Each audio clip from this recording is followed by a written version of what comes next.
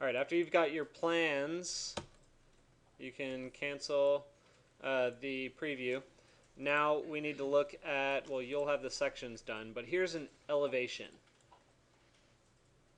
Wait, oh, this is the roof. That's fine. It's all kind of the same, but I'll do an actual elevation so you can kind of see what I mean. So the elevation now is going to read a little differently. When I go to plot and preview, and please don't mind the fact that I don't have a title block on this. You currently do. But notice how there's like a graphical error here in the center, and now I've got line thicknesses on my object lines, which are the visible lines, which are red, but everything else is really, really thin, that is behind the facade, right? So these are supposed to be hidden lines. And so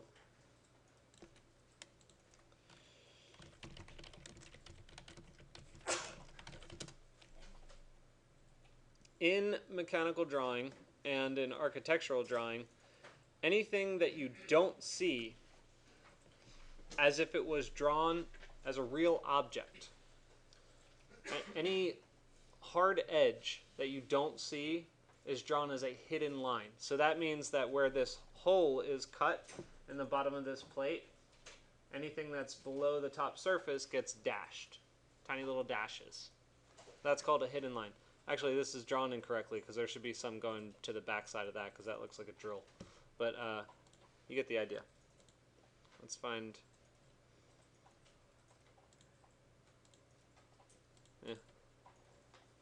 images. So here's kind of like a prime example.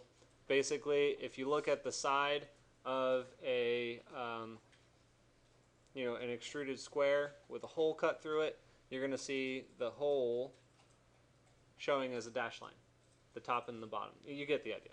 I think I'm beating a dead horse here. So back into AutoCAD, anything that we see behind our object in elevation, I'm choosing to show as a hidden line. And I don't have to. In fact, most elevations don't show anything behind it. I'm only offering this at this stage to give you an idea of what hidden lines, how to set up a hidden line, basically. It's just there as a construct. So this was the error that I had, that line in the center. My viewport wasn't pulled tightly enough to the object I was showing. So I'll clean these up a little bit and pull those in.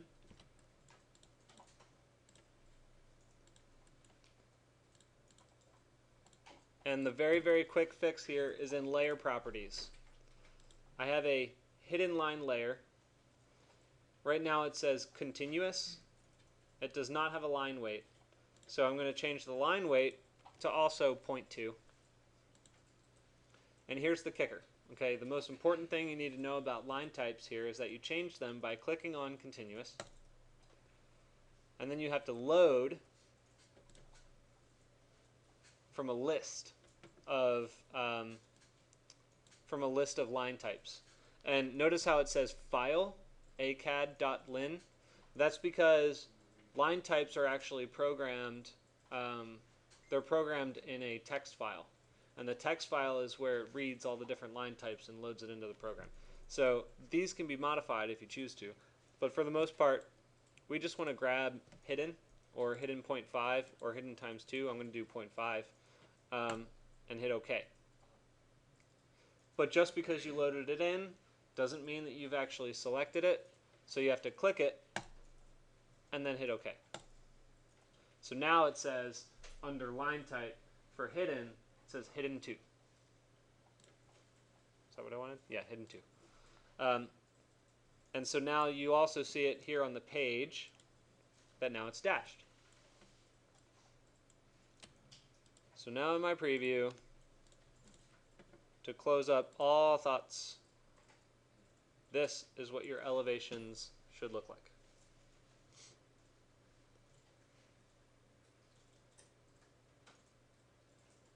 So what questions do you have?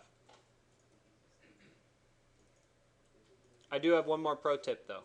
Before I close out here, what I like to do with objects on a page, elevations are very particular about this. 3 levels of clarity. Remember, I have my hidden lines currently, which are the thin lines. I have my object lines, which are the medium lines. And then I need to actually place the object on the page. At least I like to anyway. So I put a border around the profile of the elevation I'm showing to kind of give it some pop.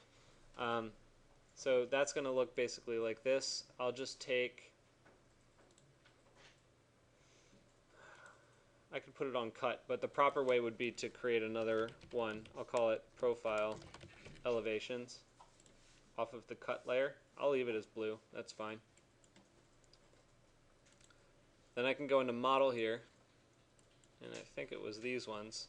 And I'll just take a rectangle from, not on the cut layer, I'll put it on profile.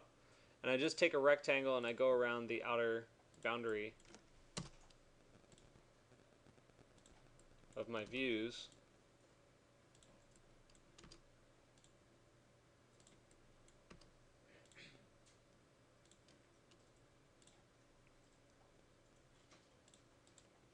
So that now it looks like this.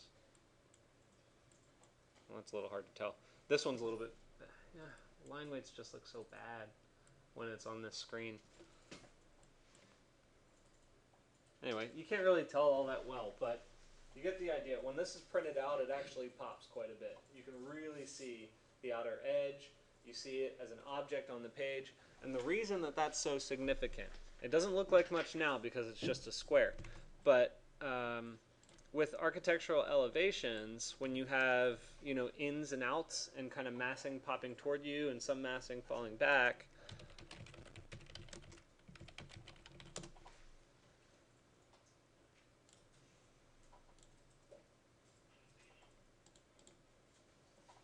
how do I zoom?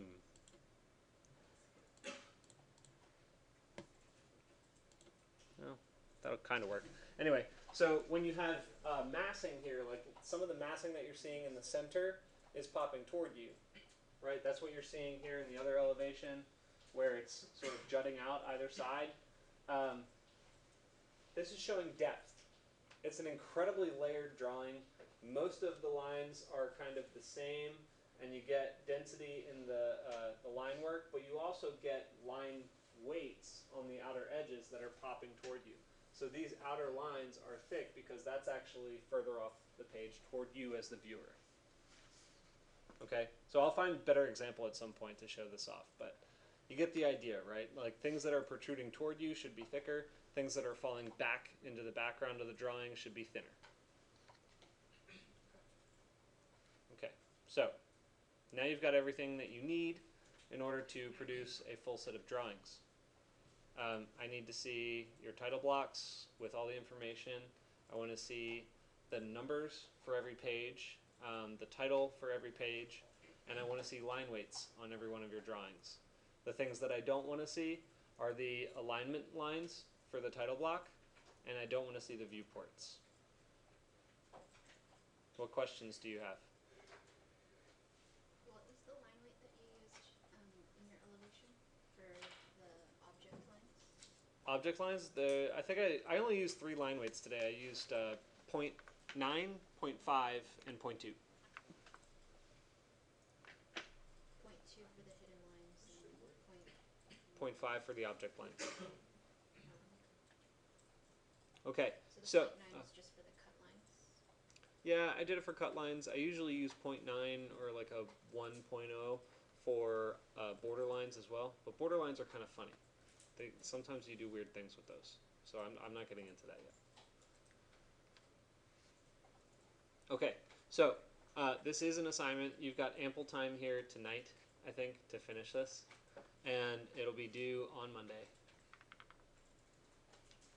Are there any questions? All right, let's get to it.